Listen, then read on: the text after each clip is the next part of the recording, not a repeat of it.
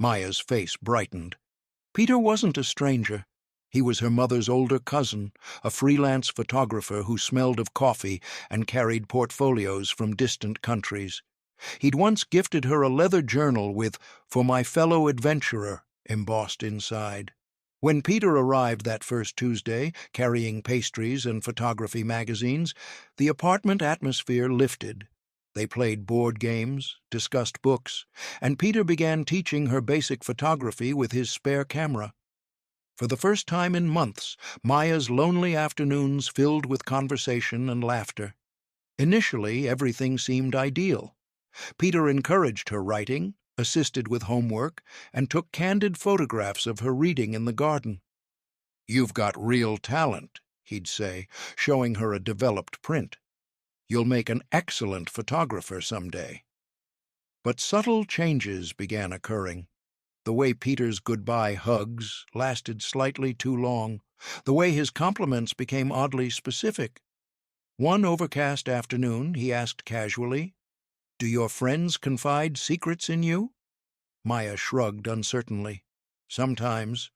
Just regular things, I guess." Peter leaned closer, voice dropping. "Well, you can always share anything with me, even things your mother might not understand."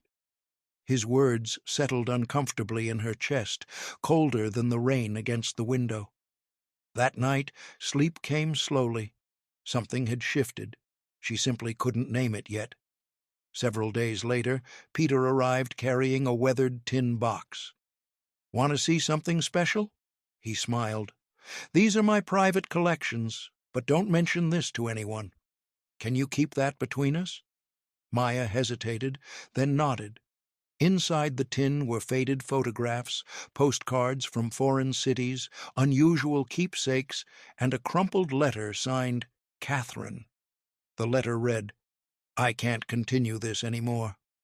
Please stop contacting me." Something twisted in her stomach. This wasn't innocent curiosity. She closed the tin quickly. That night, shadows stretched longer across her ceiling. Sleep arrived in fragments. "Don't mention this," Peter had insisted, but her instincts whispered louder. "Something is very wrong." The following afternoon, while Maya sat motionless at the kitchen table, homework abandoned, someone knocked. It was Mrs. Chen, her English teacher, holding a forgotten assignment sheet. "You left this yesterday," she said warmly. As Maya reached for it, Mrs. Chen noticed the girl's shaking fingers, her rigid posture, the emptiness behind her gaze. "Maya, is something bothering you?" she asked gently. Words lodged in Maya's throat, but then her voice cracked. "Can I tell you something?" Mrs. Chen stepped inside and closed the door softly. "You're completely safe. Whatever it is, I'm listening." Maya's story poured out, the uncomfortable questions, the tin box, the growing dread. Mrs. Chen listened without interrupting, her expression calm, her eyes compassionate. When Maya finally finished, her voice barely audible, Mrs. Chen placed a reassuring hand on her shoulder. "You are incredibly brave for speaking up. None of this is your responsibility or your fault." She immediately contacted Maya's mother. Within an hour, her mother rushed upstairs, tear-stained, pulling her daughter into trembling arms. "I'm so sorry, my love." "I should have noticed." Authorities were contacted. The tin box was confiscated. Soon, more disturbing revelations emerged, additional letters, other children. Peter's friendly exterior had concealed something darker. For days, their apartment buzzed with investigators, interviews, and documentation. Maya's mother, overwhelmed with guilt, temporarily closed the antique shop to remain with her daughter. They prepared simple meals together, braided each other's hair, read familiar books late into the evening. One night, under her bedside lamp's soft glow, Maya whispered, "I didn't know how to tell you." Her mother kissed her forehead. "You will never have to carry something like this alone again." Counseling sessions began that week. The first meetings were difficult. Maya sat curled in the chair, fingers twisting her sleeves, words trapped inside. But session by session, the tension eased. She began discussing the books she cherished, her passion for writing, and the fear that had invaded her own home. She spoke about the tin box, the strange compliments, the moments when her instincts screamed warnings, but doubt whispered back. Her counselor taught her something powerful. When something feels wrong, trust that feeling. Your voice carries weight, regardless of who the other person is.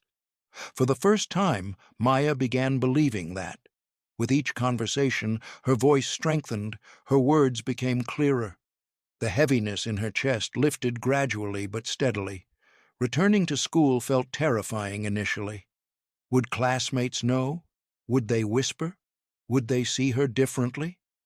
But that first morning, Mrs. Chen greeted her with genuine warmth. No pity, only quiet respect. Throughout the day, friends who had seemed distant began sitting beside her again. At lunch, one classmate said quietly, "I'm glad you're back." They didn't probe, they didn't stare. They simply created space for her to feel normal again. And Maya realized something unexpected. They didn't view her as damaged. They saw her as courageous. The nightmares that had plagued Maya's sleep began fading. Her steps grew lighter. Her smile, once forced, now reached her eyes. One sunny afternoon, she approached Mrs. Chen with a folded note. "I wanted to thank you for believing me." Mrs. Chen knelt to her level, eyes kind. "You performed the brave part, sweetheart. You spoke up, and that's something even adults struggle to accomplish." For the first time, Maya truly believed it. Maya resumed writing, not just assignments, but her own stories. In her journal, she created tales of brave characters, of darkness confronted and light reclaimed. She no longer wrote to escape. Now she wrote to process. And slowly, the story she once wished had never occurred became a story of strength, one that might help others. At home, her mother kept her promise. Even during busy periods, they carved out protected time, tea on the balcony, evening walks, or quiet conversations on the couch. Not every discussion came easily. Some days, Maya still grappled with lingering uncertainty. But one truth became clear. Her voice mattered, her feelings mattered, and no secret would ever again be too heavy to share. News of Peter's arrest spread quietly through Bayfield. Though names remained protected, whispers floated through the streets. But something unexpected occurred. Several parents approached Maya's mother, expressing gratitude. "Because your daughter spoke up, we've started having these conversations with our children, too."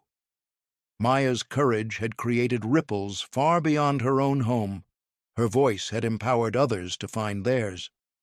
One afternoon, as the antique shop reopened, Maya helped her mother organize the shelves. Between two vintage books, she placed a fresh notebook, its cover hand-lettered, "For the children who feel too small to speak." It remained empty for now, but someday she would fill it with stories of light, of courage, of hope. And perhaps her words would help another quiet voice be heard. Now, when the bell above the shop door chimed and children entered, Maya sometimes helped her mother greet them. If she noticed a child hesitating at the counter, eyes darting nervously, she would offer a gentle smile. Because now she understood, sometimes the quietest voices carry the deepest truths, and sometimes one listening ear can change everything. Danger doesn't always wear a threatening face. It often arrives dressed in trust, in familiar smiles and friendly gestures. Children sense when something feels wrong, even if they lack words to express it. Maya's story reminds us, always, always listen. A child's silence can speak louder than any words. Their doubts deserve belief. Their fears deserve acknowledgement. As adults, presence matters more than perfection. Be the safe place they can turn to without shame, without judgment. And for any child or person who has carried fear alone, your voice matters. Speaking up is never weakness, It is the first step toward freedom, toward healing, toward reclaiming your story. No one is too small to be heard. No secret should be too heavy to share. Let this story be a reminder. Keep your doors open. Keep your hearts listening. Sometimes one small voice can change the world. If this story touched your heart, remember someone out there needs to hear it. Like, share, and comment below. Your words may give courage to someone today. Have you ever faced a moment when your instinct spoke, but you were afraid to trust it? What helped you find your voice? Share your thoughts. They may light the way for someone else. And if this story moved you, stay with us. More true stories are waiting to be heard.